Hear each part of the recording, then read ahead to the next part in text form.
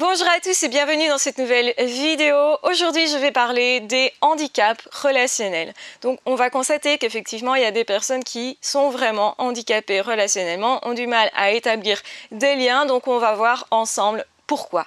Alors, effectivement, selon Bowlby, il y a différents types d'attachements et cette personne nous a parlé souvent de l'attachement sécure, c'est-à-dire c'est celui qui serait idyllique, qui serait le meilleur, qui nous permettrait d'avoir des meilleures relations à l'âge adulte et au courant de sa vie. Donc plus on a eu des bonnes relations dans l'enfance et plus effectivement à l'âge adulte, on sera capable de développer des relations satisfaisantes et saines, où on peut collaborer avec l'autre, où effectivement on peut faire confiance, où on n'est pas dans la méfiance, où on n'attribue pas des mauvaises intentions à l'autre. Quand effectivement on pense à quelqu'un qui attribue des mauvaises intentions à l'autre, on pense à cette personne qui a peur éventuellement du rejet parce que cette personne n'a pas suffisamment confiance en elle-même, n'a pas suffisamment d'estime d'elle-même. On retrouve ça notamment chez les borderline. On retrouve aussi une méfiance extrême chez les paranoïaques, qui sont parano en relation, donc qui vont penser que l'autre n'est pas là pour prendre soin d'eux, etc., mais plutôt pour leur faire du tort, du mal, mais plutôt justement pour être une personne qui ne va pas aller dans leur sens. Du coup, ils pensent automatiquement que ça ne peut pas bien se passer et cette méfiance extrême va gâcher la relation. C'est la personne qui est super jalouse, qui va faire des scènes, des crises, etc., parce que c'est pas une personne qui saura se relâcher et justement qui pourra se confier aussi. Donc, plus on est capable d'avoir de belles relations, plus on est capable de faire confiance en fait, et plus on est capable de ne pas attribuer à l'autre des mauvaises intentions qu'ils n'ont d'ailleurs pas. Et justement, quand on est face à quelqu'un qui nous attribue des mauvaises intentions, qui se méfie constamment de nous, qui dit du mal de nous alors qu'on a rien fait à la base, eh bien on a tendance à se mettre à distance quand on est plutôt une personne qui est sécure. Soit on essaye de sécuriser cette personne-là, d'expliquer que la relation elle est saine, que nos intentions elles sont saines, mais finalement on va s'épuiser éventuellement et on peut tout à fait mettre fin à une relation parce que c'est trop, parce qu'on n'arrive pas à rassurer l'autre, parce qu'on sait qu'on mérite autre chose qu'une méfiance continuelle, que ça nous empêche nous aussi de nous relâcher et de croire que cette relation elle peut être bonne finalement. Du coup, effectivement, les personnes qui sont handicapées relationnellement sont très très méfiants, très très paranoïaques, vont attribuer à l'autre des mauvaises intentions, vont continuellement croire qu'on va les duper, les trahir, les rejeter, les mettre à l'écart, etc. Et parfois, justement, en ayant cet esprit de se dire l'autre d'office va me rejeter, m'exclure, me tromper, etc. On va créer chez l'autre une attitude de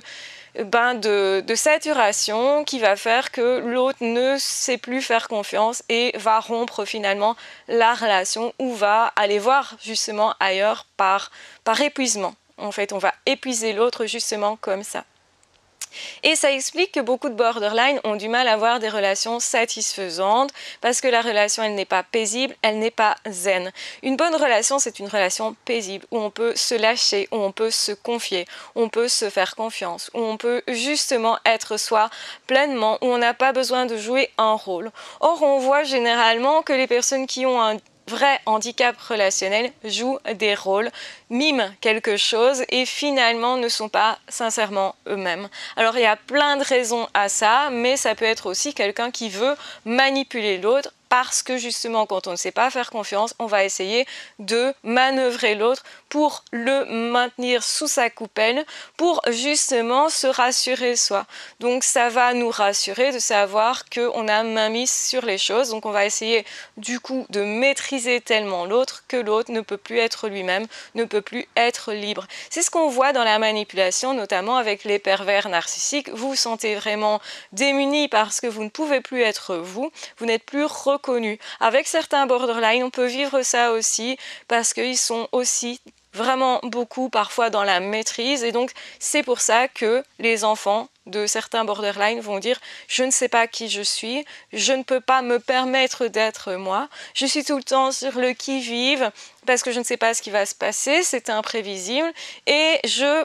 j'ai l'impression de toujours devoir marcher sur des œufs, de ne pas pouvoir dire ce que je pense, de ne pas vraiment pouvoir montrer non plus ce que je pense, parce que je sais que ça peut être mal interprété, même si d'ailleurs je ne pense pas à mal, même si je n'ai pas de mauvaises intentions, mais l'autre peut tout à fait interpréter mes mimiques comme si j'avais de mauvaises intentions, alors qu'en fait, pas du tout.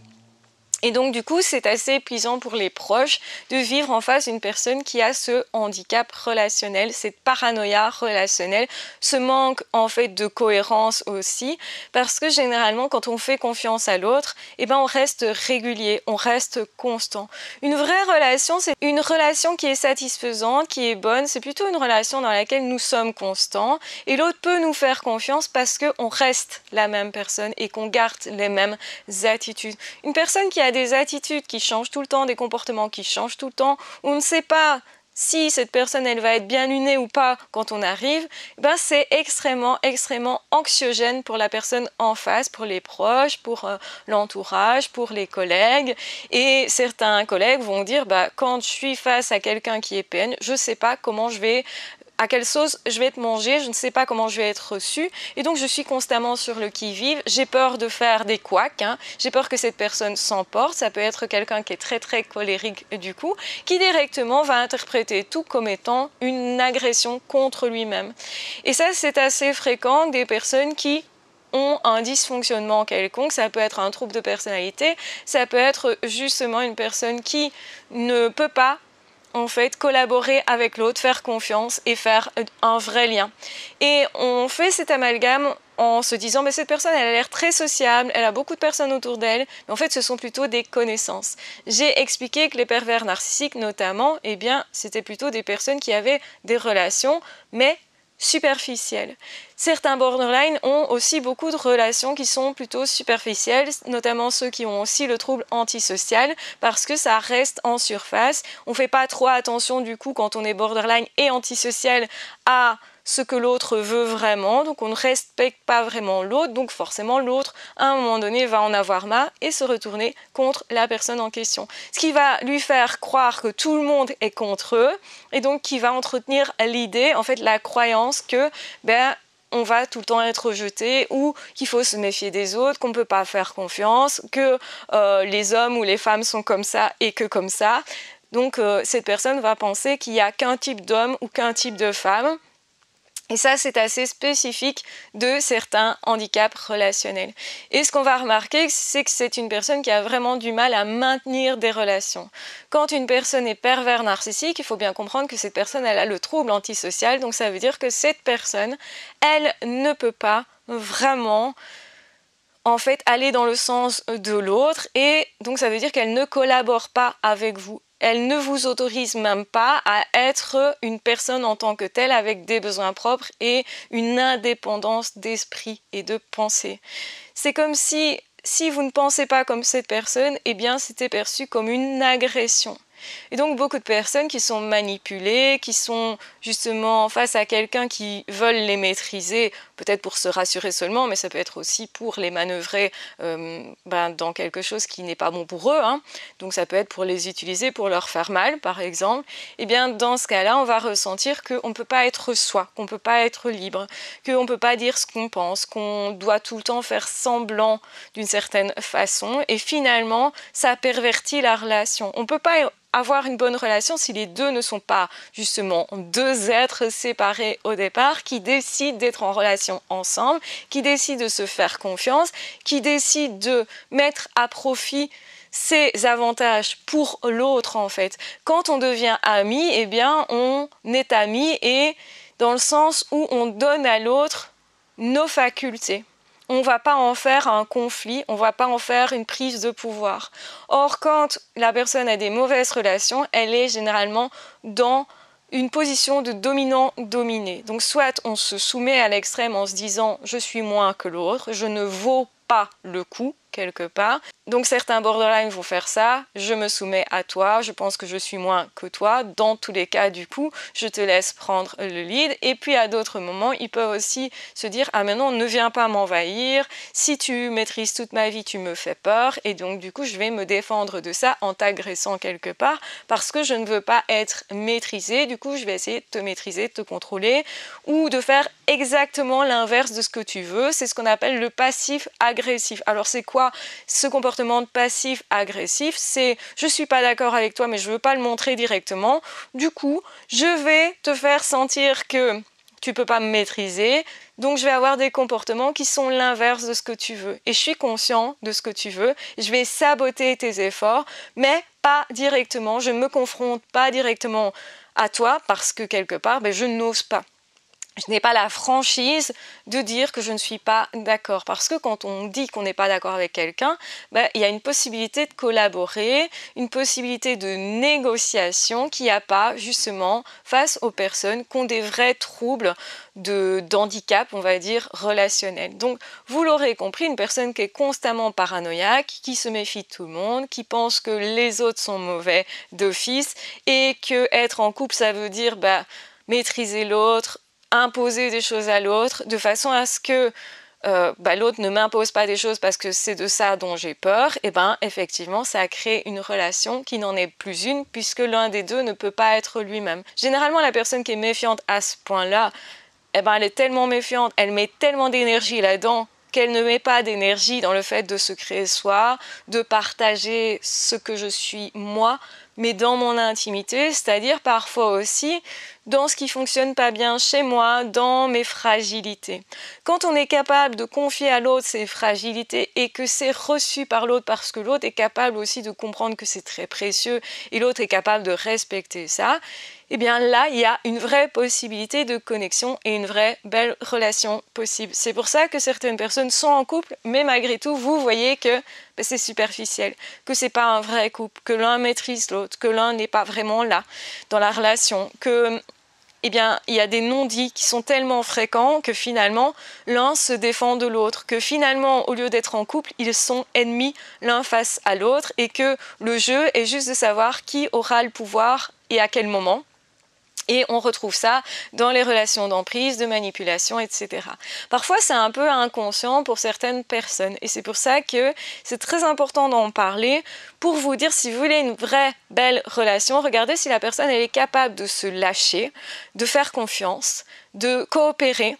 de collaborer dans le sens j'écoute ce que tu veux et je change mon comportement par rapport à ce que tu veux. Donc ça veut dire être capable de se remettre en question soi, aussi être capable de s'être construit soi dans son intériorité, parce que finalement il y a des personnes qui vont vous dire non, tu peux être en couple même si t'es pas bien dans ta peau, etc. Mais alors en fait ça veut dire que vous ne vous êtes pas vraiment construit vous et que vous avez moins à partager. Ça veut pas dire que on doit tout le temps être bien sûr pour être en couple, hein. Bien sûr que la vie nous malmène à certains moments et c'est tout à fait normal, mais si vous gérez vos problèmes ou essayez en tout cas d'y remédier, eh bien ça montre que vous êtes capable de vous transformer, de dépasser des choses et donc que vous êtes capable de faire confiance à l'autre aussi, de vous dire dans votre intimité, dans ce que vous avez de plus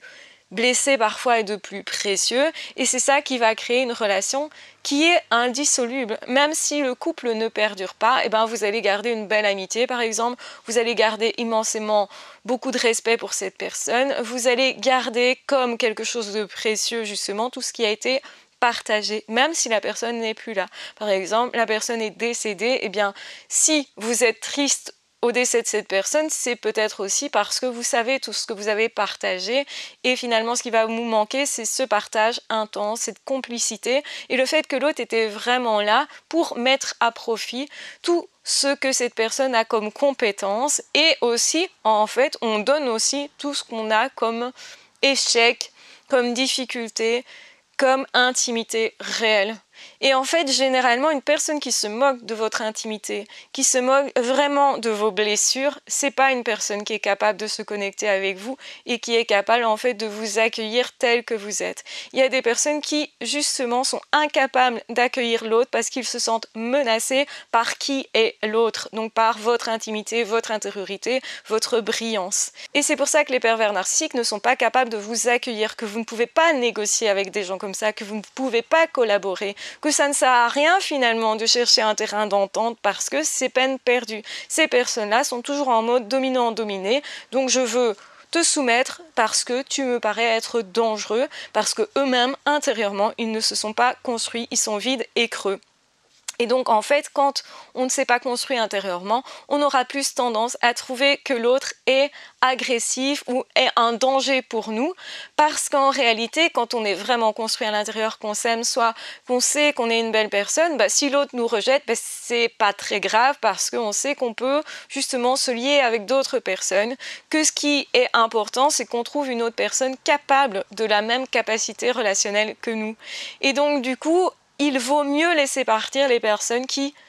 sont handicapées relationnellement, ne sont pas capables de se remettre en question. Ça veut dire, c'est pas une personne qui a juste des difficultés, qui n'a pas appris certaines choses et qui serait quand même capable de se remettre en question. C'est plutôt une personne qui, dans tous les cas, n'en sera pas capable, n'en a jamais été capable. Il y a des personnes qui n'ont jamais été capables d'aimer quiconque et donc ne soyez pas étonnés que cette personne ne vous aime pas. Quand une personne vous dit « je n'ai jamais aimé personne », dites-vous, ok, ça me prouve qu'il n'y avait rien à faire pour cette relation. Ça peut vous rendre triste, mais c'est tout à fait possible que, en fait,